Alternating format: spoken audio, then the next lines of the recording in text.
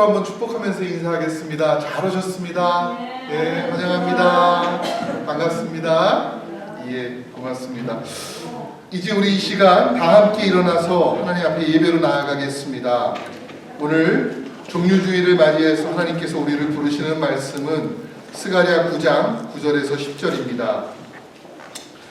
시온에 따라 크게 기뻐할지어다. 예루살렘에 따라 즐거이 부를지어다. 보라, 내 왕이 내게 임하나니 그는 공의로우며 구원을 베풀며 겸손하여서 나귀를 타나니 나귀의 작은 것 곧 나귀 새끼니라. 내가 에브라임의 병거와 예루살렘의 말을 끊겠고 전쟁하는 활도 끊으리니 그가 이방 사람에게 화평을 당할 것이요 그의 정권은 바다에서 바다까지 이르고 유브라데 강에서 땅 끝까지 이르리라. 아멘. 하나님 감사합니다. 오늘은 사순절 기간 가운데에서 우리 예수님 어린 나귀를 타시고 예루살렘 성에 들어오심을 기념하고 기억하는 종료주일 예배를 드리게 되었습니다.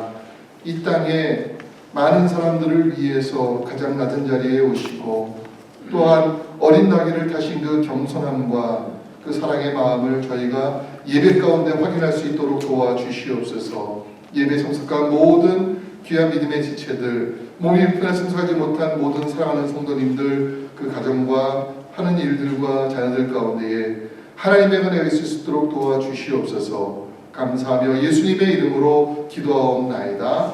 아멘. 전능하사 천지를 만드신 하나님 아버지를 내가 믿사오며 그 외아들 우리 주 예수 그리스도를 믿사오니 이는 성령으로 잉태하사 동정녀 마리아에게 나시고 본디오 빌라도에게 고난을 받으사 십자가에 못 박혀 죽으시고 장사한 지 사흘 만에 죽은 자 가운데서 다시 살아나시며 하늘을 오르사 전능하신 하나님 우편에 앉아 계시다가 저희로서 산자와 죽은 자를 심판하러 오시리라.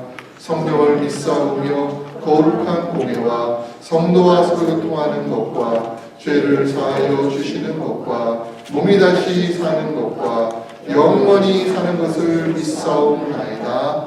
아멘.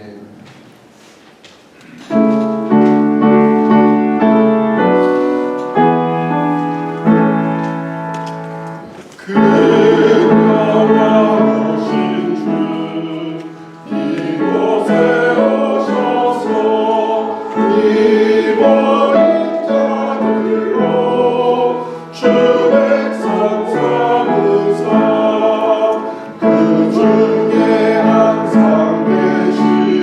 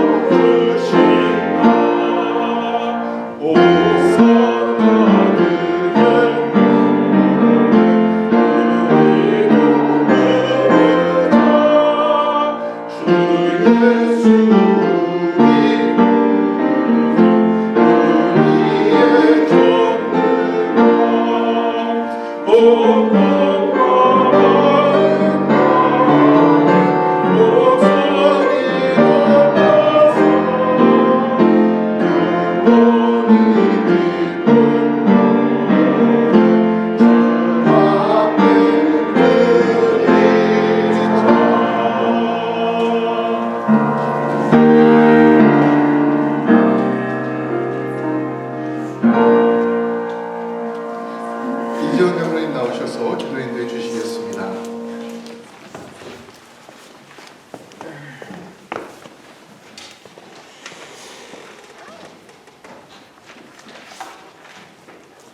다 함께 기도하시겠습니다. 사랑과 은혜가 풍성하신 하나님 아버지, 지난 일주일 동안 주님의 전을 떠나 살던 저희들을 거룩한 주일을 맞아 함께 모여 찬양하며 주님께 예배드리게 하시니 감사합니다. 오늘은 종료 주일입니다. 나귀를 타고 죄에 빠진 우리를 구원하시기 위해 예루살렘에 입성하신 예수님을 찬양합니다. 또한 저희를 죽음에서 구원하시기 위해 십자가의 고난을 택하신 주님의 크신 사랑을 감사합니다. 호사나를 외치며 주님의 한양에 뜬 무리들처럼 저희들도 입술로만 주님을 외치며 믿음 없는 삶을 살지는 않았는지 다시 한번 자신을 돌아볼 수 있는 시간을 허락하시고 주님의 겸손을 받는 삶을 살도록 십자가의 보혈로 저희를 깨끗이 씻어 주시옵소서. 특별히 새로 시작되는 일주일 동안은 주님께서 걸어가신 고난의 길을 기억하게 하시고 우리들의 향하신 하나님의 깊은 사랑을 다시 한번 깨닫는 시간 되게 하시옵소서. 아버지, 여전히 저희 중에는 육신의 언약함으로 고통받는 성도들이 있습니다. 한 분 한 분을 모두 친히 만나 어루만져 주셔서 완전히 고침을 받게 하여 주시옵소서. 주님의 부활을 맞이하여 함께 예배하며 찬양과 영광을 돌릴 수 있게 하시옵소서. 세계 곳곳에서 선교하시는 선교사님들을 축복하시어 사역지마다 30배, 60배, 100배의 열매를 맺게 하시고 주님의 말씀이 닿지 못한 곳곳에 더욱 강력한 주님의 역사가 일어나도록 함께 하시옵소서. 지금 저희가 살고 있는 미국과 고국 대한민국을 불쌍히 여기소서. 죄를 떠나 아버지 앞으로 돌아오는 역사를 보게 하시옵소서. 특히 통치자들에게 주님의 지혜와 겸손을 허락하시어 나라를 이끄는 데 부족함이 없게 하시옵소서. 지금 중동 지역을 비롯한 곳곳에서 전쟁과 분쟁이 계속되고 있습니다. 이 땅에 평화를 허락하여 주시고 이 땅을 위하여 온 세계의 크리스천들이 깨어 기도하게 힘주시고 용기 주시옵소서. 말씀을 증거하시는 목사님께 성령의 능력을 더하시어 전하시는 말씀을 통해 우리의 믿음이 변화되고 세상의 빛과 소금 되게 하시옵소서. 오늘 예배를 위해 준비한 봉사하는 모든 손길들을 기억하고 축복하시옵소서. 예배의 모든 순서를 주님께 의지하며 종료 주일 나귀 타고 오신 우리 주 예수 그리스도의 이름으로 기도드립니다. 아멘.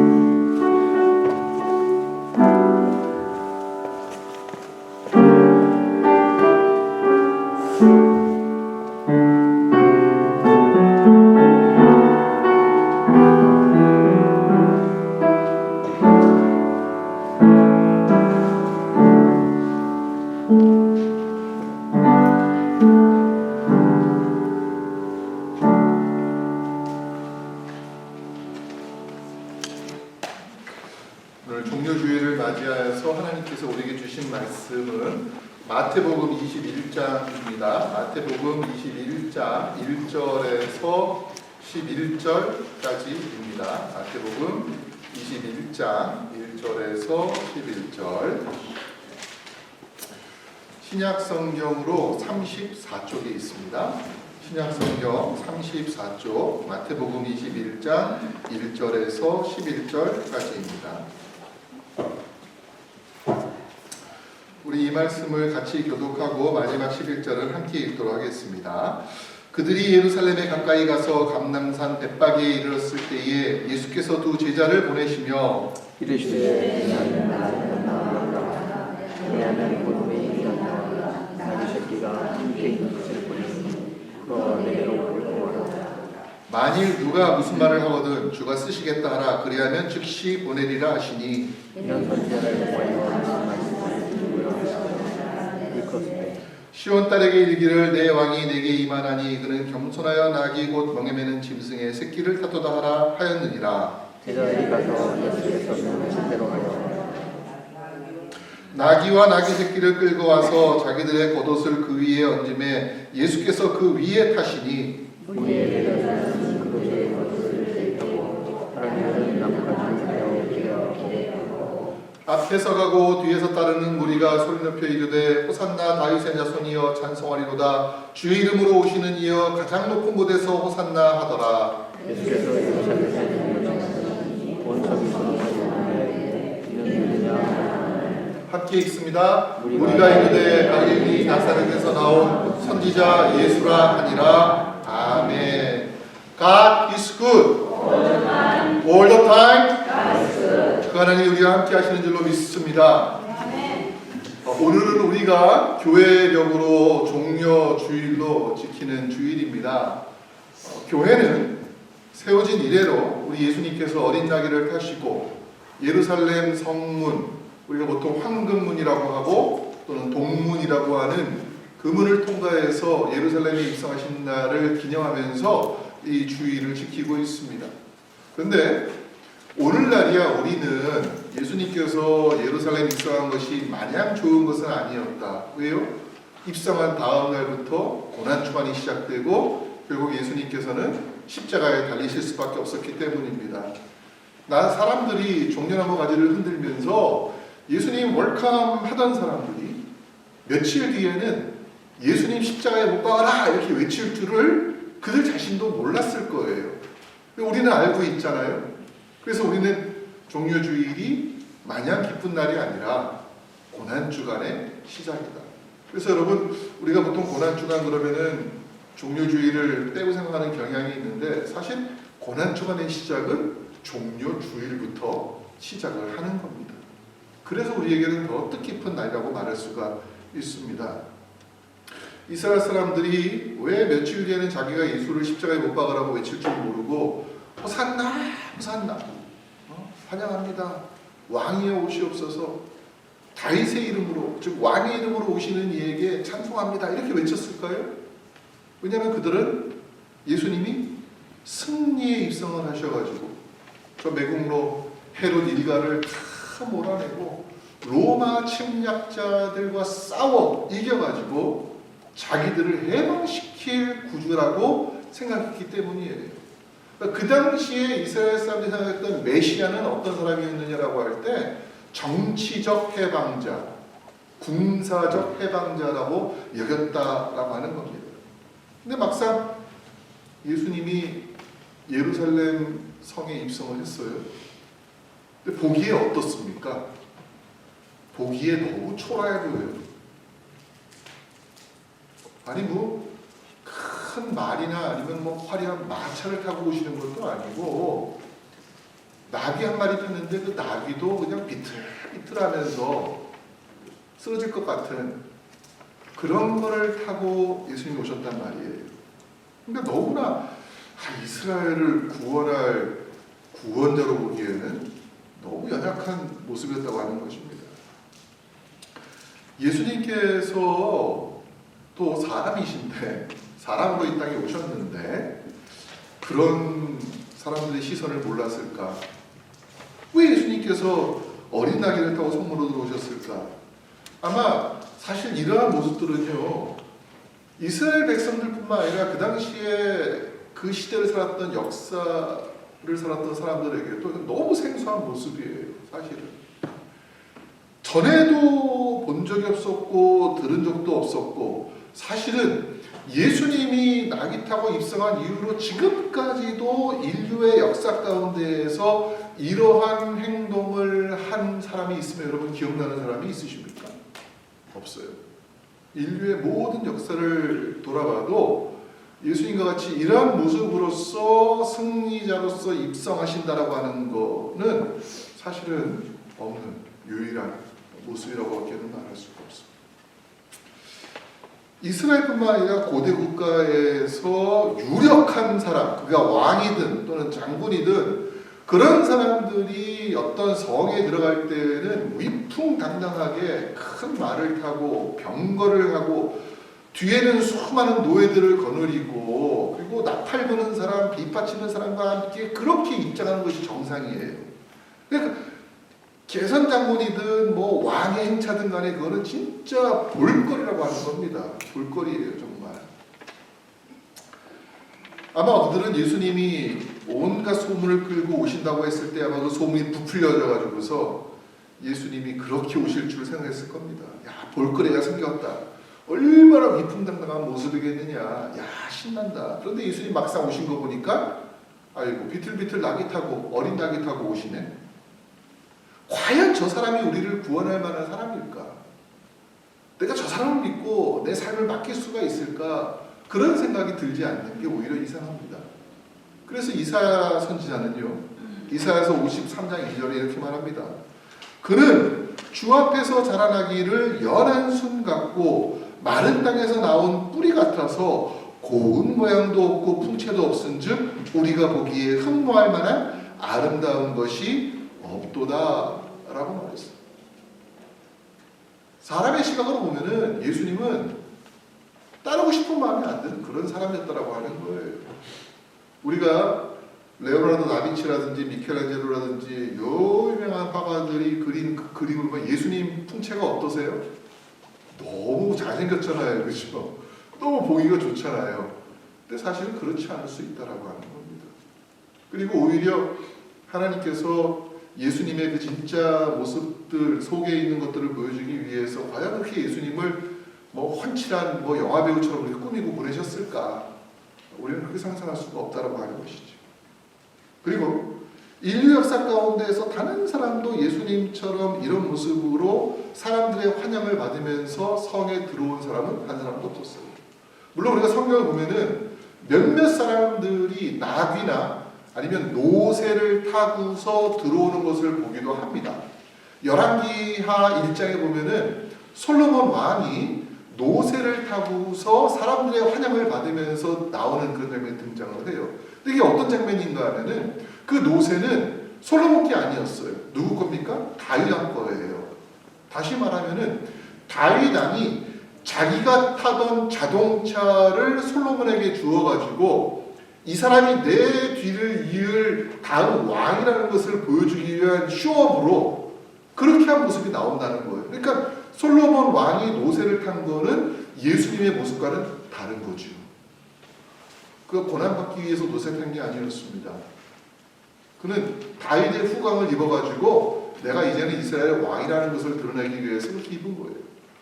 사사기를 보시면은요, 사사들 가운데에 압돌이라는 사람이 있고 야리라는 사람들이 자기의 아들들 적지가 않아요. 30명, 40명, 손자까지 해서 어떤 사람은 70명까지 그들에게 다 어린 나귀를 주어 타겠다는 기록이 나옵니다. 이거는 뭘 말하는가 하면은 그 사사들이 가지고 있었던 권력이 이렇게 크다는 것을 형용하는 것이고 그들이 그만큼 부자라는 것을 말해주는 것이지 예수님처럼 고난 가운데에서 들어오심을 상징하는 것은 아니었다라고 하는 것을 우리에게 알려줍니다. 어린 나귀를 타신 예수님의 모습은 그러기 때문에 우리는 일반적이지가 않다. 특별하다. 어떤 면에서는 매우 우스꽝스럽고 초라하다. 누가 이처럼 광대 같은 모습을 가지고 나타난 이 사람을 이스라엘 사람들이 왕으로 섬길 수가 있을까? 어쩌면 그것이 그 당시 첫 종려 주일의 모습이었다고 말할 수가 있습니다.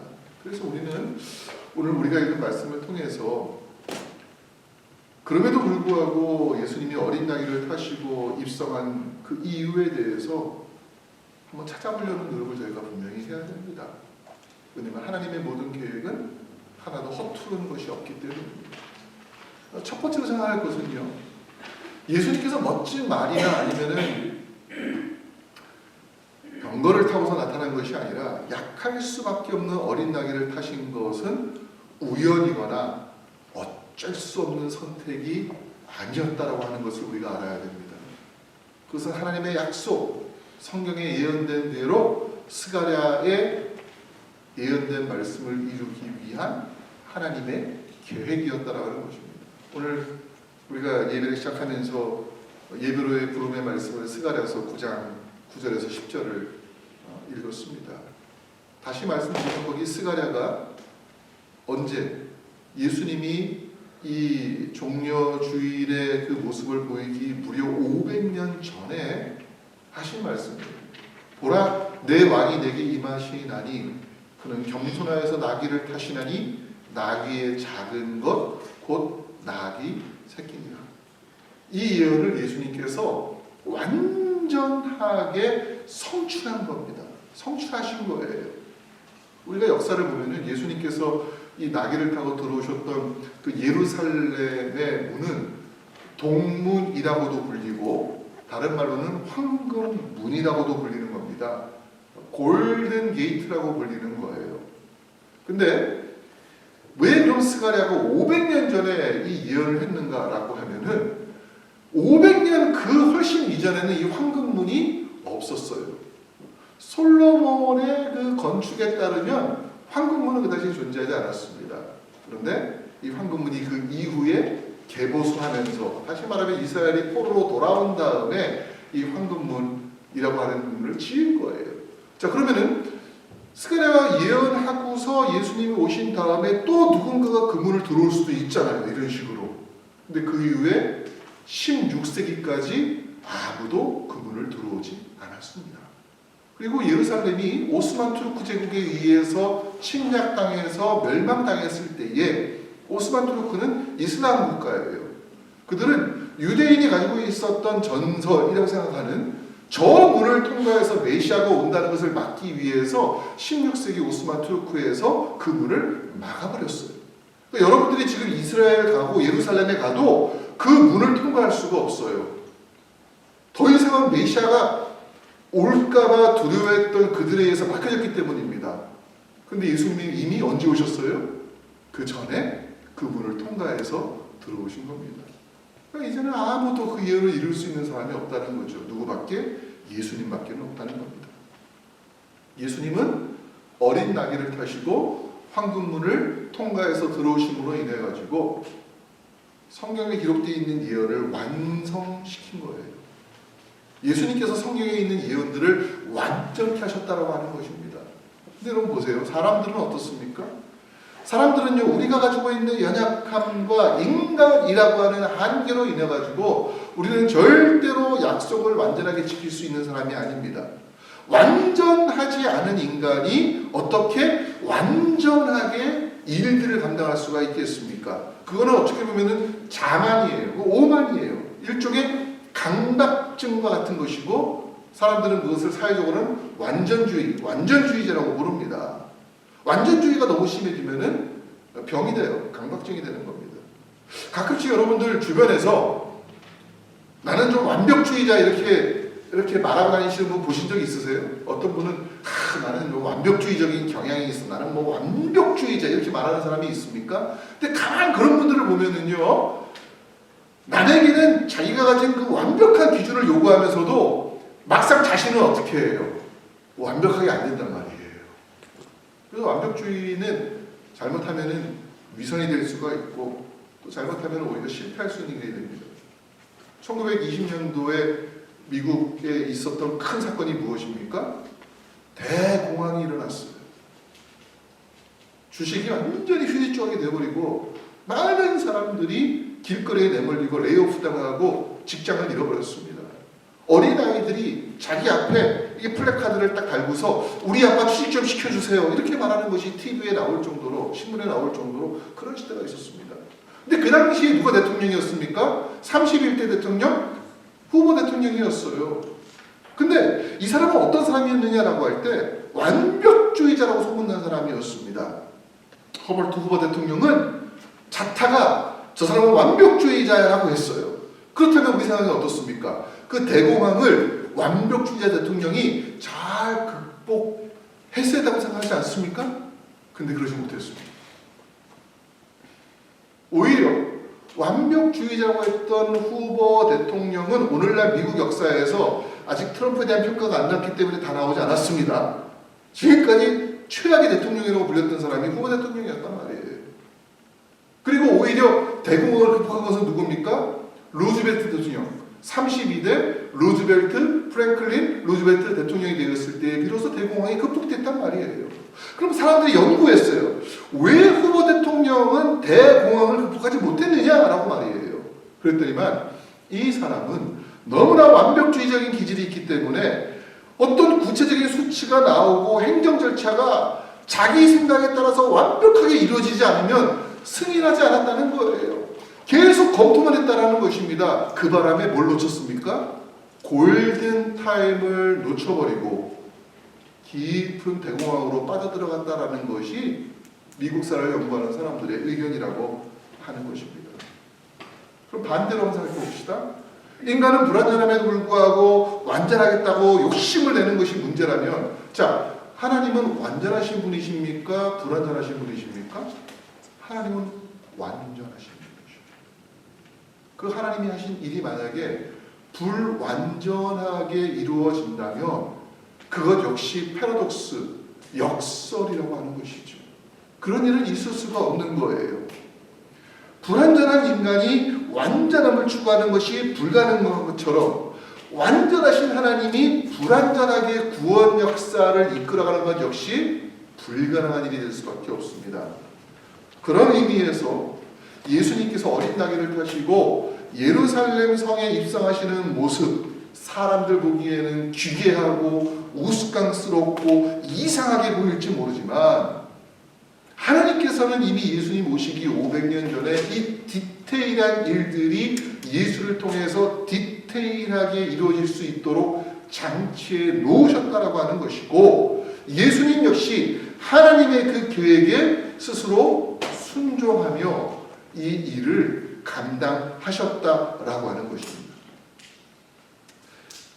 그렇다면 오늘날 우리가 종료주의 예루살렘 입성에 대한 하나님의 계획을 믿는 사람들로 이 자리에 모이지 않았습니까?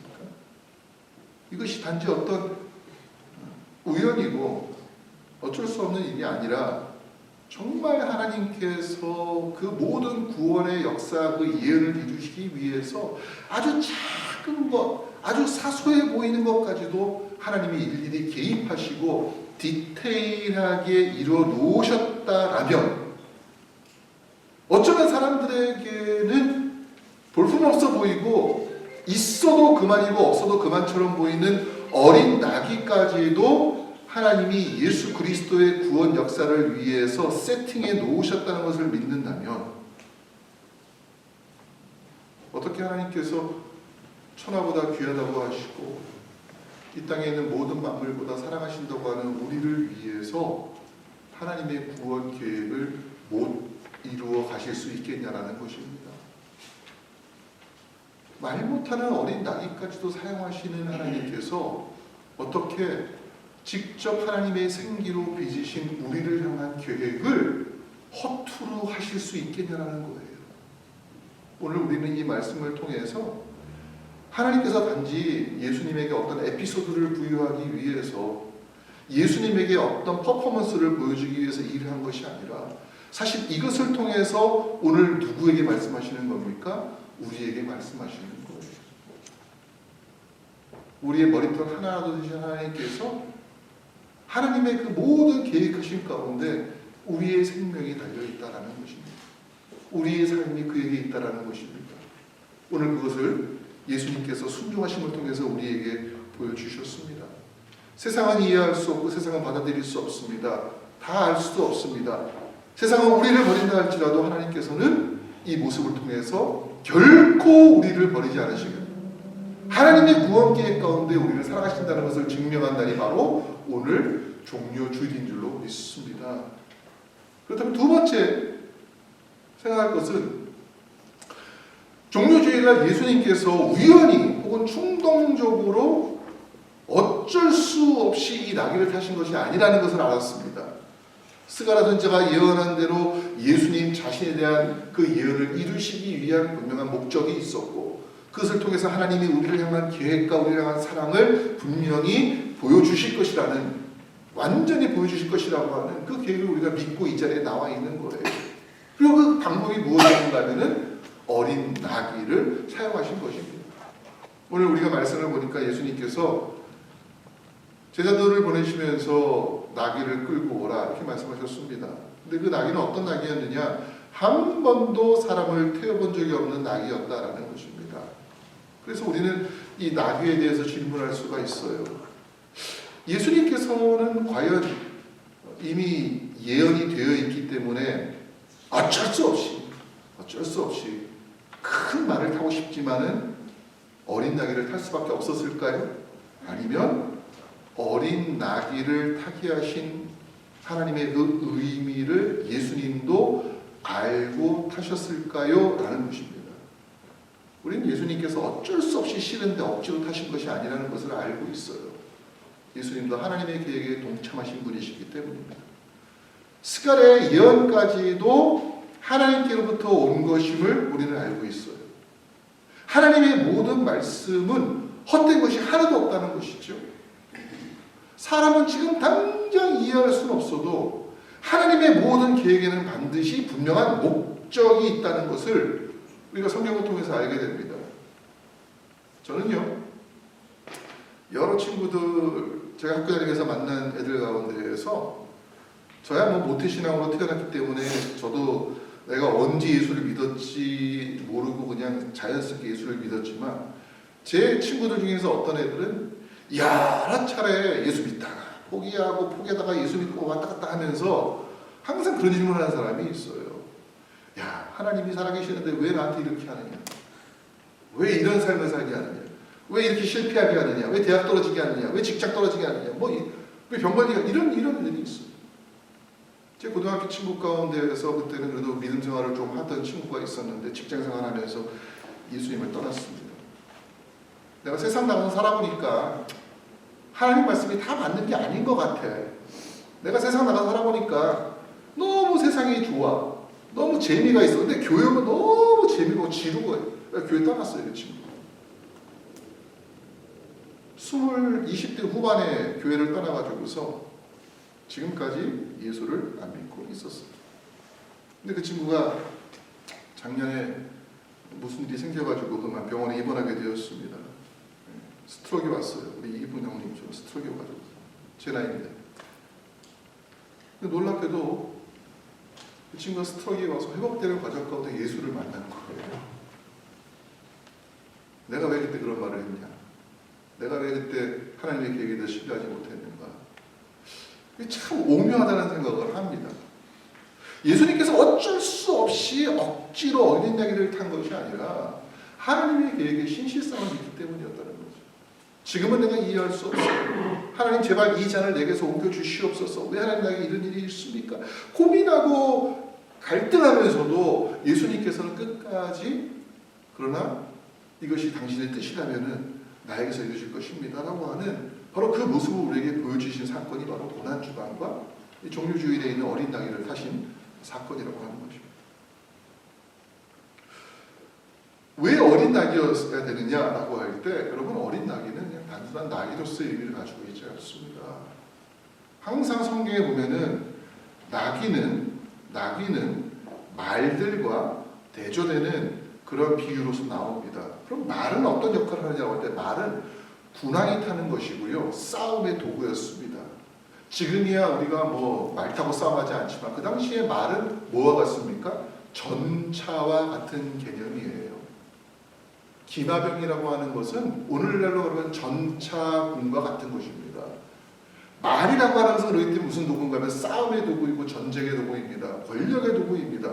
누가 말을 많이 가지고 있느냐, 누가 말을 가장 좋은 것을 가지고 있느냐가 그 나라의 왕권과 국권을 상징하는 것이 바로 말이었어요. 반면에 어린 나귀는 짐을 운송하는 수단이었습니다. 사람들의 이익을 돕고 편하게 해주고, 그리고 그 무거운 짐을 지면서도 불편하지 않는 겸손과 순종의 상징이 바로 어린 나귀였어요. 예수님이 어린 나귀를 타고 예루살렘에 들어온다는 것은 무엇을 말하는가 하면은, 이 땅을 구원하시는 메시아 예수 그리스도는 권력과 폭력과 통제를 가지고 우리를 다스릴 뿐이 아니라 평화와 순종과 섬김을 통해서 세상을 다스리시는 구원자라는 것을 우리에게 보여주시는 상징과 같다는 것입니다. 예수님은 싸우지 않으십니다. 예수님은 다투지 않으십니다. 예수님은 비난하지 않으십니다. 예수님은 욕하지 않으십니다. 끝까지 부여잡고 끝까지 감싸주고 끝까지 자신을 희생하면서 우리를 사랑한다라고 하는 것을 보여주신 사건이 바로 종료주일 어린 나귀를 타신 사건이라고 하는 것입니다. 더군다나 이 나귀는요, 한 번도 사람을 태워본 적이 없는 서투른 동물이라고 이야기합니다. 단지 예수님께서 그래 예언되어 있는 것이니까는 내가 이루어야지 하면서 그 나귀를 끌어온 것이 아니라 그 어린 나귀를 통해서 예수님께서는 이 땅 가운데 자신이 오신 목적을 드러내 주신 거예요. 그것은 섬김과 희생과 겸손으로 내가 이 땅 가운데 왔다는 것을 우리에게 보여주신 사건이 바로 종료주일 어린 나귀를 타신 사건이라는 것입니다. 우리가 성경을 읽어보면요, 예수님께서 큰 말이 아니라 어린 나귀를 타고 오셨을 때 사람들 중에는요, 예수님을 무시하고 평가절하했던 사람들이 있다는 것을 알 수가 있습니다. 오늘 본문에는 등장하지 않습니다만 이들은 예수님에게 사람들이 호산나 다윗의 자손이여, 다윗의 이름으로 오시는 이여 이렇게 외쳤을 때 이것을 좋게 생각하지 않았습니다. 기분 나쁘게 생각했어요. 그래서 예수님한테, 예수님, 저 사람들이 지금 외치고 있는 소리가 들리지 않습니까? 저들의 입을 막아주십시오. 저들이 저런 말 하지 않게 해주십시오. 이렇게 요청을 했어요. 왜 그랬을까? 그들 보기에 예수님은 흠모할 만한 것이 없는 분이잖아요. 근데 그런 사람에게 감히 자신들이 제일 존경하는 다윗 왕의 이름을 들먹여? 저런 사람에게 종려나무까지 왕들이 계산할 때 흔드는 그 종려가지를 흔들면서 맞을 수가 있어? 그러면서 예수님에게 그 요청을 한 거예요. 자, 예수님에게 이런 요청할 때 예수님이 그들의 마음을 모르셨을까? 그들의 마음을 읽지 못했을까요? 여러분, 누가복음에 보면은요, 그들이 그렇게 외쳤을 때 예수님께서 뭐라고 말씀하셨는가 하면은, 만일 이 사람들이 침묵하면 돌들이 소리 지를 것이다, 이렇게 얘기하셨습니다. 이것은 무엇을 의미합니까? 어린 나귀를 타고 들어오시는 예수님을 환영하는 사람들의 찬양이 합당하다라는 거예요. 사람들은 화려하고 아름답고 좋은 것에만 관심을 갖습니다. 근데 예수님께서는 무엇을 보신 거예요? 순수한 마음, 하나님에 대한 사랑의 마음을 보시는 겁니다. 예수님께서 어린 나귀를 타고 오셨을 때에 사람들은 멋있는 거, 창과 방패와 칼로 적들을 무찌르고 자기를 다스릴 그러한 군왕을 원했지만, 예수님께서는 나는 평화를 원한다, 나는 평화를 가져오기를 원한다 라는 말씀을 하신 겁니다. 오늘날 이 땅에 교회가 존재하고 있습니다. 오늘 이 땅에 성도들이 존재하고 있습니다. 그 이유가 무엇입니까? 거친 말을 가지고 서로 싸우고 싸움을 붙이기 위해서가 아니라는 것이지요. 어린 나귀와 같이 겸손과 순종의 본을 보이는 사람들, 그러한 모습들을 우리가 가져야 된다고 하는 것을 오늘 예수님께서 우리에게 어린 나귀를 통해서 말씀해주고 있습니다. 또 한 가지 어린 나귀의 의미가 무엇일까? 이 나귀는 지금까지 한 번도 사람을 태워본 적이 없었다고 이야기합니다. 그리고 그가 처음 태운 사람이 누구냐? 바로 예수님이라는 거예요. 하나님의 구원 계획을 위해서 이 어린 나귀는 선택되었고 아주 중요한 도구로 사용이 되었습니다. 만약에 예수님이 하나님의 약속하신 그 모든 예언의 말씀 가운데서 다른 건 다 지키고 어린 나귀 하나는 저거 별거 아니니까 내가 저 예언은 그냥 스킵하자, 넘어가자라고 했다면은 우리는 어쩌면 성경을 읽을 때에 하나님의 구원 계획도 어딘가가 비어져 있구나, 하나님의 구원 계획도 완전하지 않구나 라고 말할 수 있는 사람들이잖아요. 근데 그 어린 나귀가 하나님의 구원의 계획에 대한 완전함을 이루는 도구가 되었습니다. 오늘 우리가 말씀을 읽었을 때 마태복음 21장에는 예수님께서 파송한 제자 두 사람이 한 어린 나귀 하나를 끌고 온 것처럼 되어 있지만 조금 더 디테일하게 이 사건을 기록한 누가복음에 보면은 사실은 두 마리의 나귀를 끌고 왔어요. 하나는 그 나귀의 어미 나귀였고 성숙한 나귀고, 하나는 그 어미 나귀 밑에서 떠나지 못하고 있었던 젖먹이 어린 나귀 새겼다라는 겁니다. 한번 우리가 그 시대로 들어가 봅시다. 여러분들이 만약에 그 자리에 있었을 때 예수님이 그 나귀 두 마리 끌고 와라고 했으면 여러분 예수님이 어떤 나귀 타실 거 생각하겠어요? 당연히 큰 나귀 타실 거 생각하지 않겠습니까?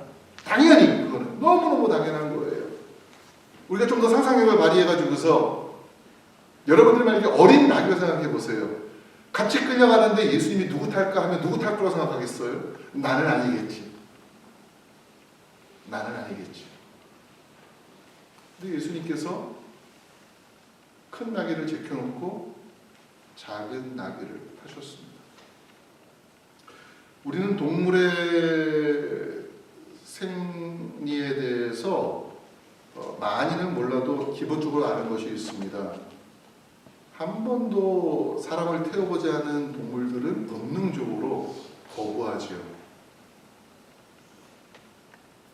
본능적으로 자기를 보호하기 위해서 뒷발질하거나 아니면 부정적인 표현을 하거나 아니면 몸을 흔들 것입니다.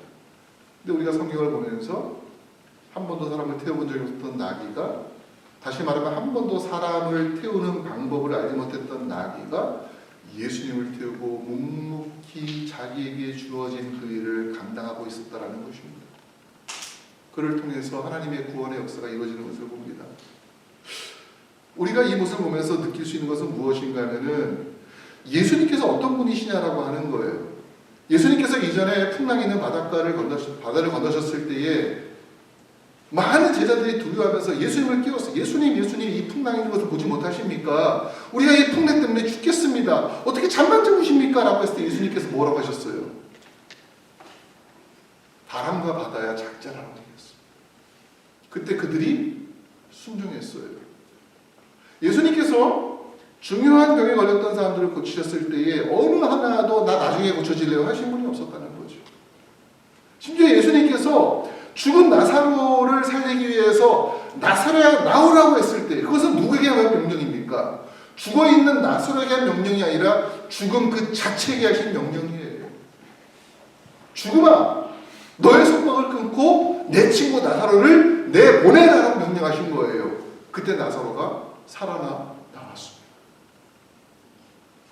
예수님께서는 바람과 바다와 모든 풍랑과 심지어 자연과 그 모든 죽음까지도 순종케 하시는 분이신데 어린 나귀 하나가 순종하지 않는다? 그런 일은 있을 수 없다라는 겁니다. 다시 말하면 이것은 무엇을 상징하고 있는가 하면은 결국 예수님으로 인해서 종말에 완성될 하나님 나라의 모습을 우리에게 보여주고 있습니다. 어린 나귀도 순종을 통해서 하나님의 구원 역사의 한 축을 이루었다라면 오늘 우리는 어떠한 삶을 살아야 되느냐. 저는 성경 보면서 참 이해 안 되는 것은 하나님의 영적인 성향과 가장 가까이 있는 존재는 인간이잖아요. 아무리 동물들이 탁월하고 지혜롭고 뛰어나다 하더라도 그들은 하나님의 구원의 대상이 아니잖아요. 아무리 아름다운 자연이 있고 산이 있고 바다가 있고 강이 있다 하더라도 그것 역시 하나님께서 인간을 위해서 만들어 놓으신 피조물일 뿐입니다. 그런데 이 땅에 있는 모든 자연 만물들은 하나님의 질서에 순종합니다.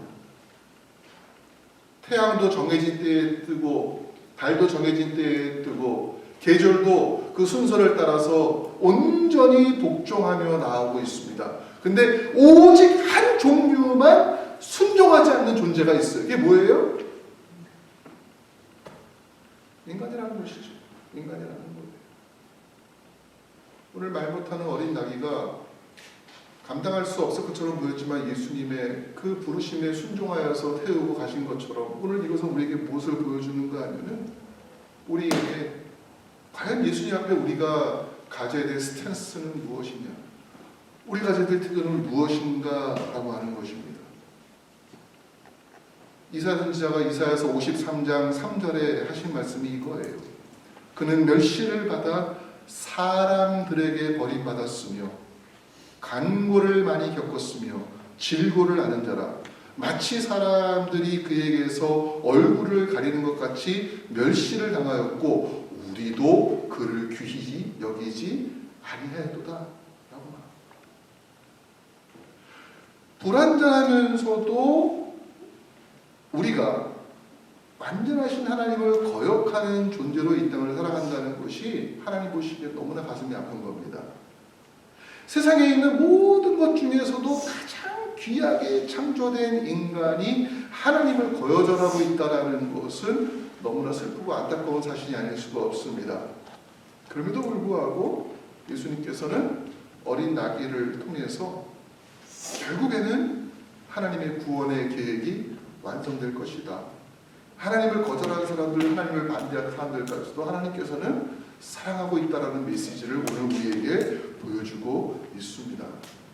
우리 사랑하는 성도님들, 오늘 말씀 보시면은요, 예수님께서 제자들을 보내시면서 하라고 하셨던 말씀이 그겁니다. 주가 쓰시겠다. 주가 쓰시겠다. 두 대상이 여기에 순종합니다. 하나는 당연히 어린 나귀죠. 또 하나가 있습니다.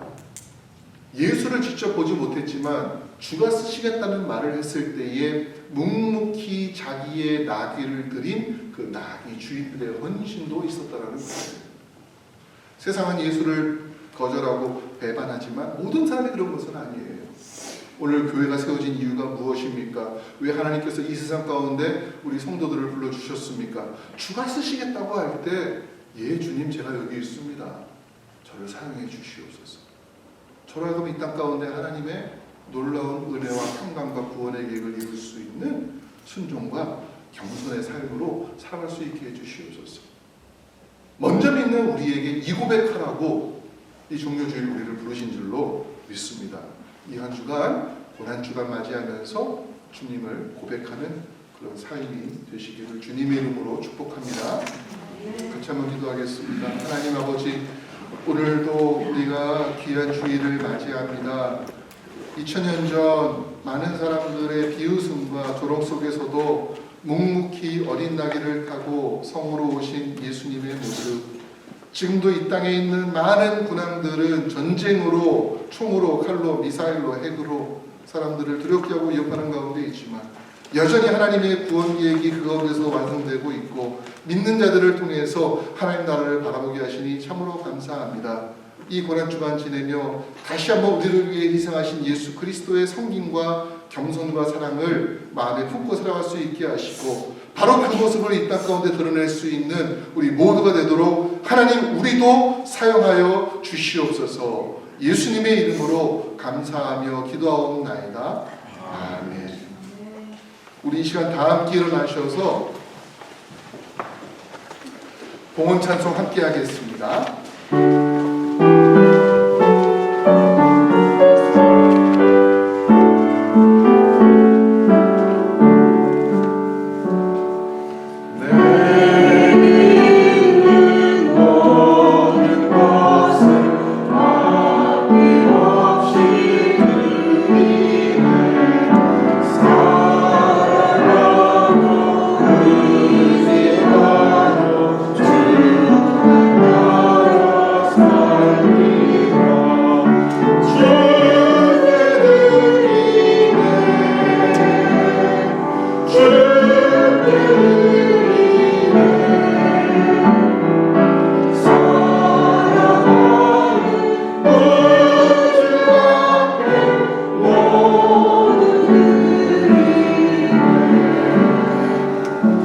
하나님 참으로 감사합니다. 오늘 종료주의를 맞이하면서 우리 또한 하나님의 피조물로 또 하나님 사랑하시는 사람들로서 어린 나귀의 모습을 통해 하나님께 예수 그리스도의 말씀에 순종하며 따르는 길이 무엇인가를 생각하게 하셨습니다. 이 한 주간 우리의 마음을 돌아보며 고난당하신 예수님과 함께 동행하며 그럼에도 불구하고 우리를 향하신 하나님의 놀라운 구원 계획이 결국에는 완성될 것이라 믿고 나아가는 한 주가 되도록 도와주시옵소서. 이 시간 주님 주신 은혜에 감사하며 구별하여 예물을 드립니다. 이 예물이 쓰는 것마다 함께 하시고 하나님 역사 나타날 수 있도록 주여 도와주시옵소서. 감사하며 예수님의 이름으로 봉헌기도하옵나이다. 아멘. 우리 한번 서로 옆에 인사하겠습니다. 잘 오셨습니다. 환영합니다. 고맙습니다. 우리 교회 소식 같이 좀 나누도록 하겠습니다. 먼저 오늘 이렇게 오래간만에 홍기엽 집사님, 정경희 집사님 방문해 주셨습니다. 네, 환영합니다. 감사합니다. 네, 잘 오셨고요. 또 우리 보시면은 아시겠지만 우리 문옥선 집사님 한 거의 2달 동안 못 뵀는데 드디어 이렇게 나왔습니다. 박수 환영하겠습니다. 우리 집사님 이제 신방 갈 때마다 우리 성도님들 그동안에 아플 때 보여주셨던 그 사랑과 기도가 얼마나 고마운지 항상 말씀해 주셨고 이렇게 또 부활주일 전에 다시 또 뵙게 되어서 또 얼마나 감사한지 모르겠습니다. 그리고 여러분들 오늘 이기풍 장로님 황복신에 못 오셨는데 어저께 잘 퇴원하셔가지고 저녁에 가서 뵙고 왔습니다. 참 어느 하나 뭐 신경 다친 것이 없이 다 잘 움직여서 감사한데 문제는 한 2주 동안 계속 누워만 계셔가지고 근육이 많이 빠지시는 바람에 아무래도 지금은 좀 걷는 게 좀 힘들고 그런 가운데 있습니다. 그래도 역시 우리 또 이기풍 장로님도 저한테 우리 성도님들 참 기도해 주시고 또 사랑해 주셔서 고맙다 꼭 전해달라고 말씀해 주셔가지고 또 감사한 마음 가지고 어저께 왔습니다. 집에 계시기 때문에 이제는 뭐 자유롭게 가셔서 이제 만나뵐 수도 있는데 여러분들 하여튼 전화해 주시고 또 계속 격려해 주시고 기도해 주셔서 또 부족함이 없도록 해주시기를 좀 부탁을 드리겠습니다. 그리고 오늘 반주자가 갑자기 왜 와이프가 이렇게 젊어졌지 하시는데 그게 아니고 저희 아내는 지금 그 큰아이를 만나기 위해서 이렇게 뉴욕에 잠깐 가 있고요. 오늘 저녁에 옵니다. 대신에 우리 김성환 집사님, 우리 아내 되는 우리 에스더 집사님께서 오셔서 오늘 반주로 또 수고해 주셨습니다. 우리 감사합니다. 오늘 종료주일 예배 드렸고요. 내일부터는 저희가 이제 항상 해마다 하는 것처럼 6시부터 우리가 4월 3일 금요일까지는 고난주간 특별 새벽기도회가 있습니다. 그리고 대신에 이번 주 토요일날 새벽기도회는 침묵의 날이기 때문에 각자 가정에서 새벽기도회를 하시면 되겠고요. 금요일까지 내일부터 시작하는 거 기억하시고 오셔서 함께 기도하는 시간 가져주시기를 부탁을 드리겠고요.